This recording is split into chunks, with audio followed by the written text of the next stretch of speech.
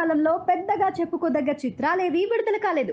కానీ ఎటువంటి అంచనాలు లేకుండా విడుదలైన రజాకార్ చిత్రం పాజిటివ్ టాక్తో థియేటర్లలో సందడి చేస్తుంది.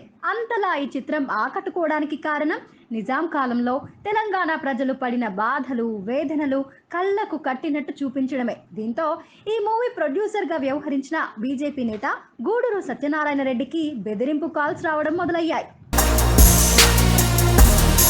దీంతో అలర్ట్ అయిన కేంద్ర ప్రభుత్వం ఆయనకు మరింత సెక్యూరిటీని పెంచినట్లుగా తెలుస్తోంది.